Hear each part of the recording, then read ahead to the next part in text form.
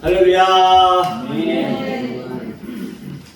오늘 하나님께서 우리에게 주신 말씀 Matthew chapter 5, 마태복음 5장 5절입니다.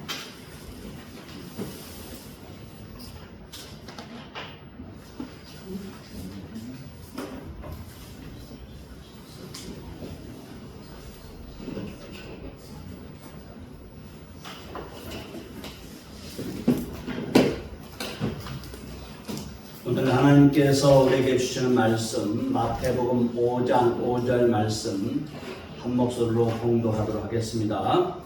온유한 자는 복이 있나니 그들이 땅을 기업으로 받을 것이며. 아멘. 오늘 저는 여러분과 함께 온유한 자가 땅을 기업으로 받습니다 라는 주제를 가지고 말씀을 나누고자 합니다. 우리 사회는 치열하게 경쟁하는 사회이죠. 개인 간에도 경쟁하고 또 회사 간에도 경쟁하고 국가 간에도 경쟁합니다. 그 경쟁에서 떨어지면은 개인은 뒤로 밀려나게 되고 사직을 하게 되죠. 회사도 경쟁에서 밀리면 회사가 부도나게 되고 국가도 경쟁에서 밀리면은 다른 나라에게 종속이 됩니다.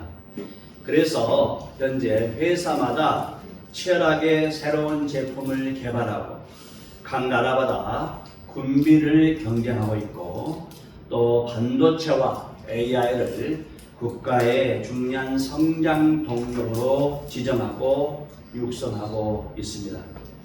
그런데 이렇게 치열하게 경쟁하는 세계와는 다르게 예수님은 오늘 온유한 자가 땅을 기업으로 받게 되는 복을 받는다고 말씀하고 계십니다. 사실 우리는 이 온유라는 단어를 생각할 때에 온유는 힘이 없고 또 부드럽고 억척스럽지 못하고 좀 약하고 유약한 그런 느낌을 주는 것은 사실입니다.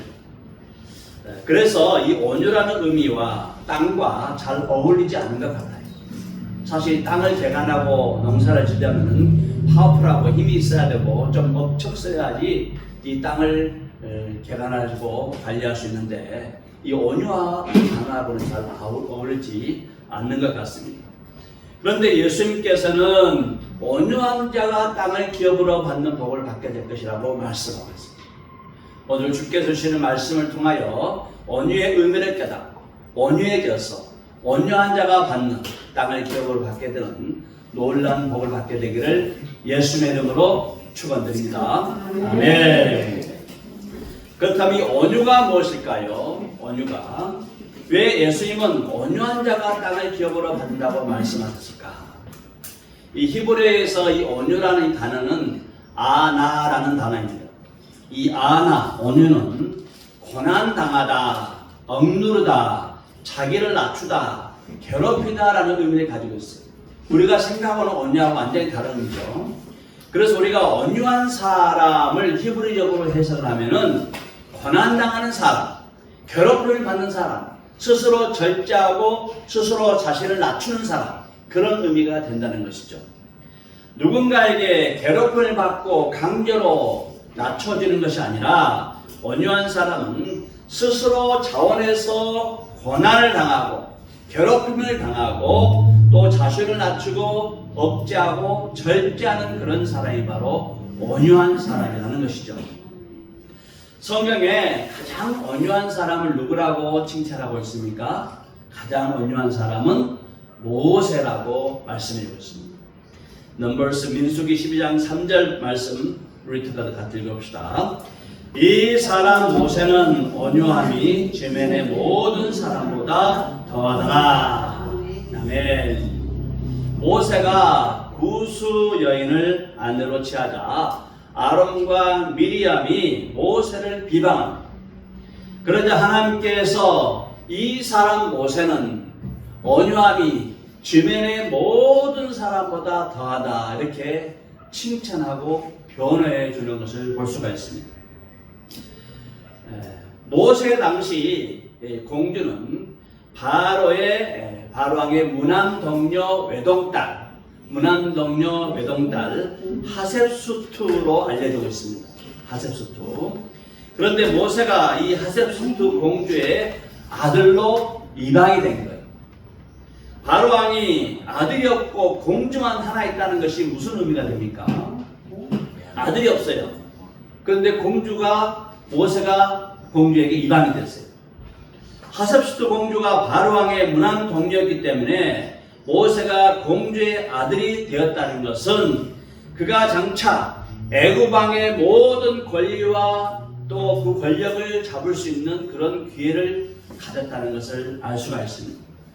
그런데 모세는 이 바로 공주의 그런 아들이라 칭함받기를 거절하고 이스라엘 백성들과 함께 고난받고 그들과 함께 힘들게 사는 것을 스스로 선택했다는 거예요. 스스로.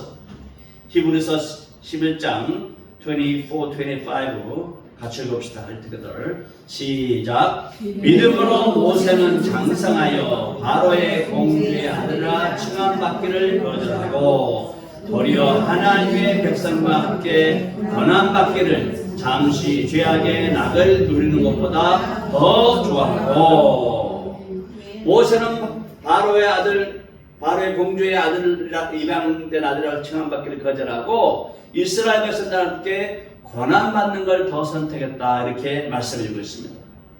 지금도 애굽의 피라미드를 보면은 어마어마하지 않습니까? 또 그 미라의 황금으로 쌓인 그런 투탕카멘이라 이런 왕들 보면은 그 화려함이 이루 말할 수가 없습니다.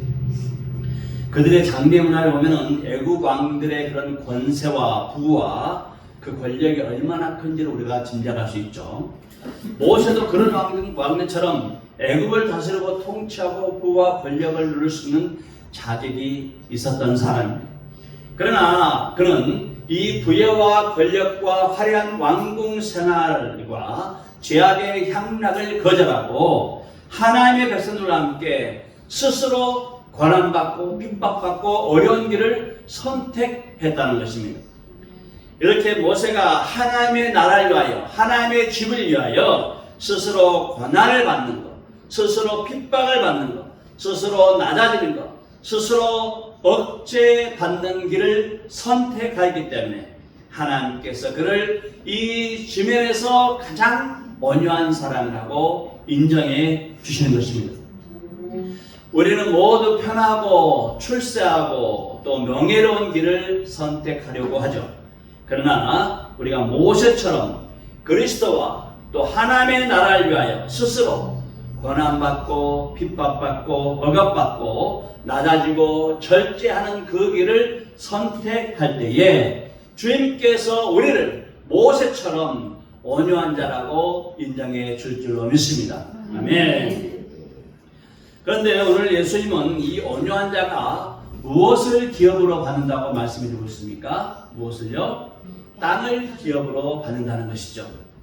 마태복음 5장 5절 말씀, 온유한 자는 복이 있나니 그들이 땅을 기업으로 받을 것이며,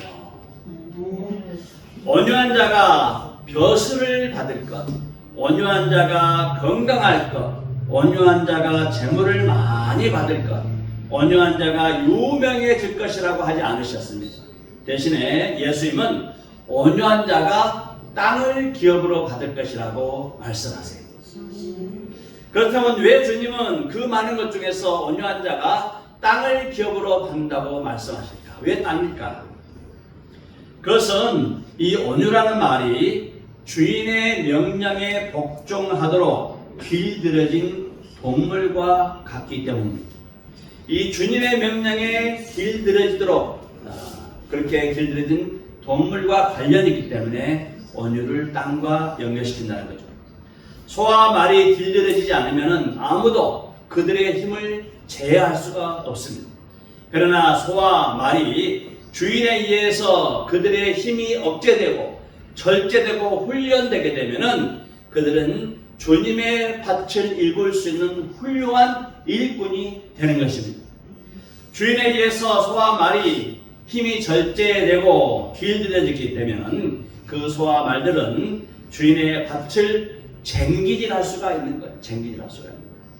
소가 온유해질 때에 그 땅을 주인에 따라 쟁기질할 수 있듯이 온유한 자가 주인의 뜻에 따라 땅을 경작할 수가 있는 것입니다.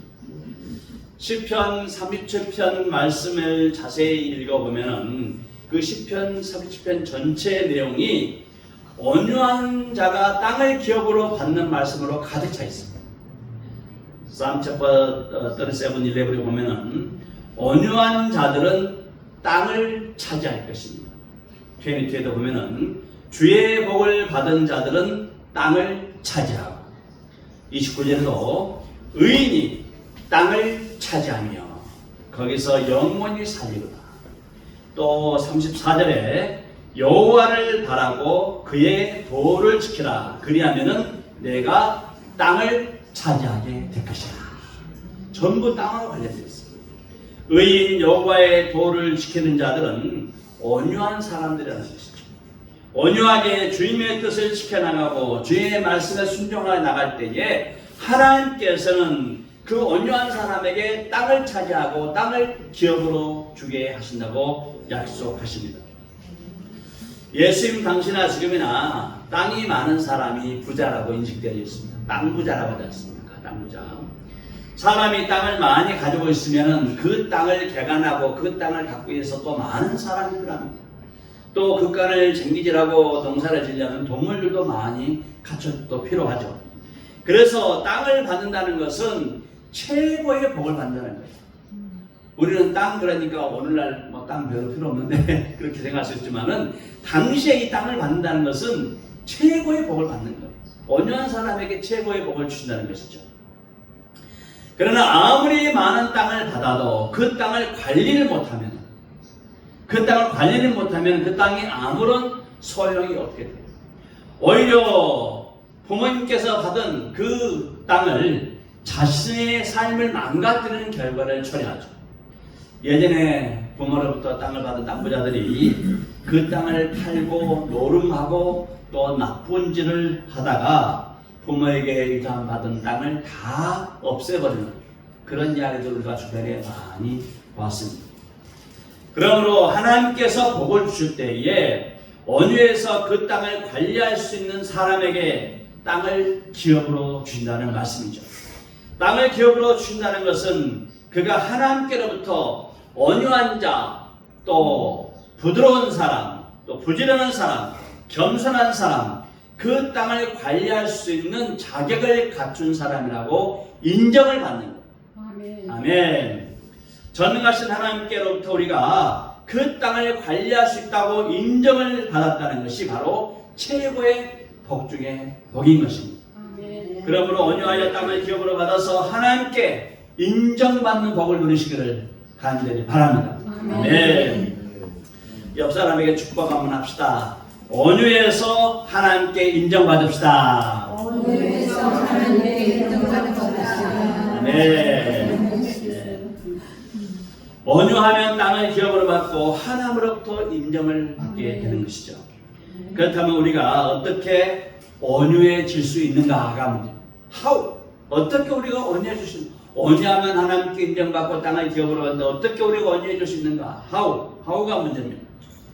그것은 우리가 온유하려면은 가장 온유하신 누구에게? 예수님께 와서 배워야 합니다. 아멘.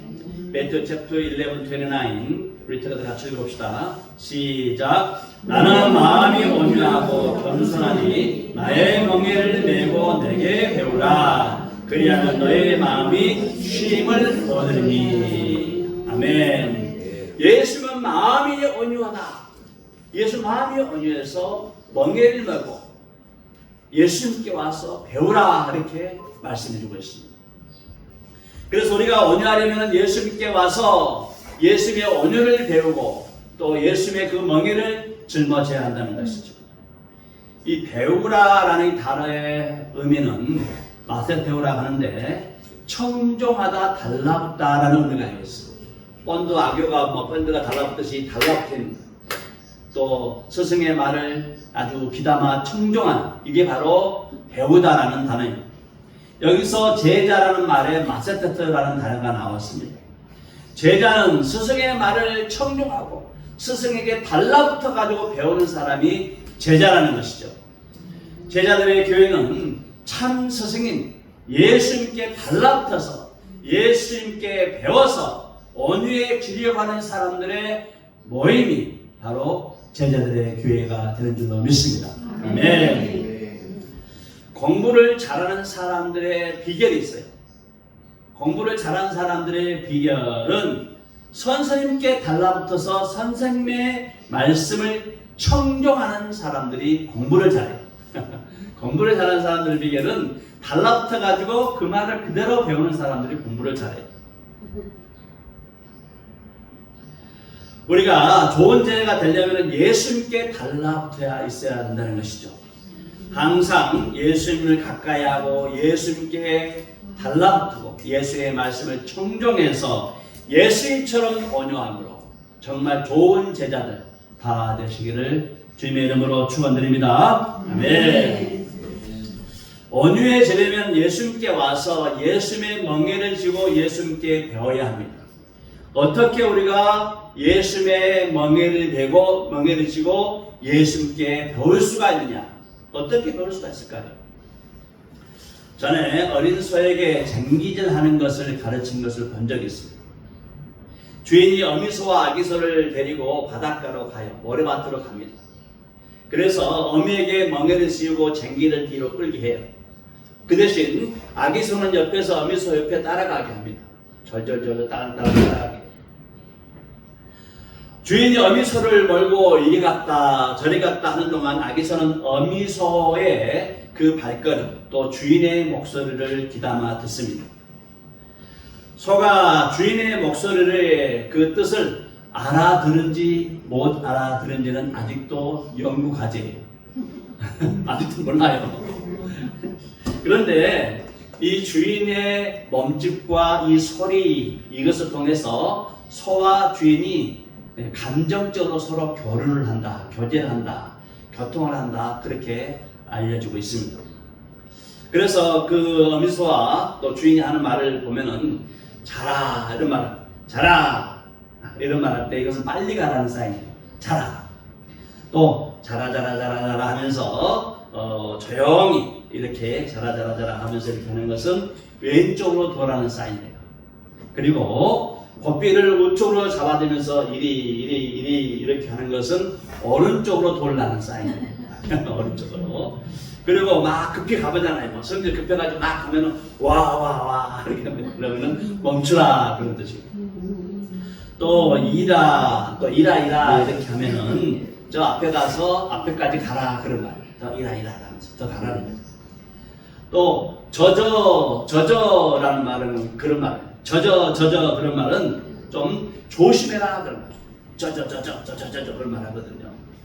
또 이렇게 막 돌 때 이제 커브를 딱 한 바퀴 돌 때는 도체라는 말. 도체 이렇게 하면 돌립니다. 이건 강원도 말이라고 그래요. 강원도 사람들은 도체 이렇게 한대요. 전라도 사람들은 이리 자라 이리 이런 말 하는데 좀 다르죠. 이런 주인의 소리와 함께 소가 쟁기를 갈면은 주인과 소가 감정적으로 교감을 해요. 그래서 소는 주인의 소리에 익숙해져 가지고 그 소리를 따라 함께 움직인다고 해요. 어린 소와 어미 소가 같이 두 마리로 쟁기를 갈 때는 오른쪽 소를 말아서 왼쪽 소를 안 쏘라고 합니다. 그래서 어려서 일이 서툴기 때문에 이 아기소를 바깥소, 마라소로 이렇게 세워놓고 어미소를 안쪽으로 안소로 이렇게 세우고 쟁기를 갈죠. 이렇게 아기소는 어미소 오른편 길을 곁을 따라가기만 하다가 어미소로부터 배웁니다. 쟁기를 어떻게 갈고 주인이 뭐라 하는지를 배우게 되는 것이죠. 그리고 조금 지나가면은 이 어미소가 아기소 밖으로 가고 이 아기소가 이제 안으로 들어온 거예요. 그래서 아기소에게 멍에를 쥐고 쟁기를 갈게 합니다. 그러면 아기소가 어미소와 함께 주인의 목소리를 배우고 쟁기질을 하는 것을 배우게 되죠. 그렇게 아기소가 모래밭에서 어미소로부터 이제 쟁기질하는 것을 배우고 난 다음에 이제 아기소가 성장하지 않습니까? 장성하게 되면은 그 장성한 사가 그 소가 주인의 밭을 가게 됩니다. 그리고 이제 어미소는 언젠가 세상을 떠나지 않습니까?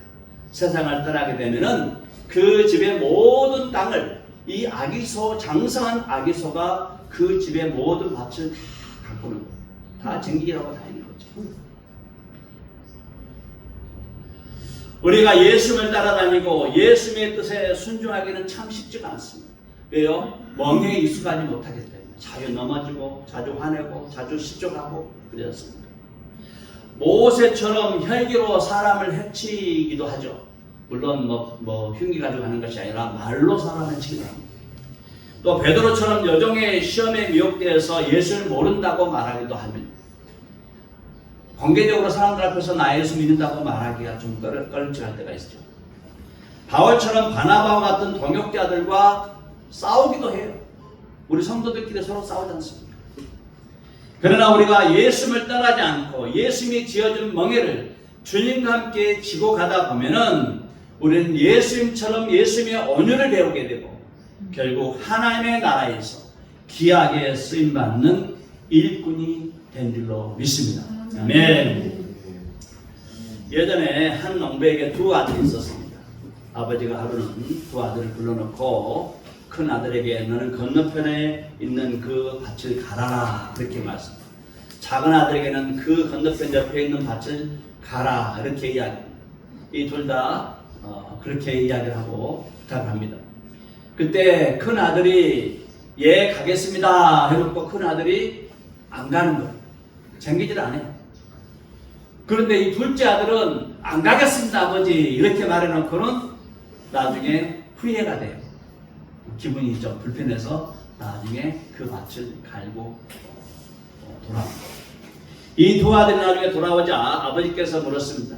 큰애야 너 오늘 밭을 다 갈았냐 물어보니까 큰애가 아니에요 너무 더워서 놀다 왔어요. 둘째에게 넌 어땠냐 물어보니까 예 큰 그 밭을 다 갈았습니다. 아버지가 이야기하는 거예요. 오늘부터 둘째가 큰 밭까지 다 관리해라. 아멘. 그리고 내가 세상을 떠나도 둘째가 큰 밭을 다 관리해라. 그 밭을 다 관리해라. 이렇게 이야기해요.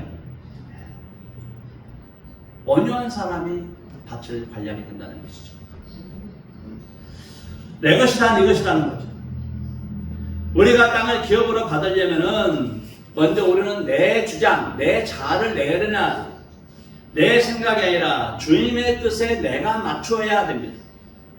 이러한 자세는 사람과의 관계에서 더 중요합니다. 사람이 더 중요해요. 내 생각보다 상대방의 생각을 더 존중하고 내가 무시를 당하고 괴로움을 겪고 어려움을 겪더라도 우리가 그 사람들에게 직접 우리가 상처난 마음들, 속상한 것을 막 함께 말하는 것이 아니라 그 상한 마음들, 그 속상한 마음들을 하나님께로 가져가는 거예요. 하나님께로 가져가서 하나님께 한탄하고 하나님과 이야기하는 거예요. 이것을 가장 잘한 사람이 누굽니까? 모세였습니다. 모세. 이스라엘 백성들이 모세에게 따지고 불평하고 모세가 다 뒤집어 씌우는 거예요. 네가 우리 죽이려고 한다. 다 뒤집어 씌우는 거예요. 그런데 이 모세는 사람들 앞에서는 자신을 낮춰요.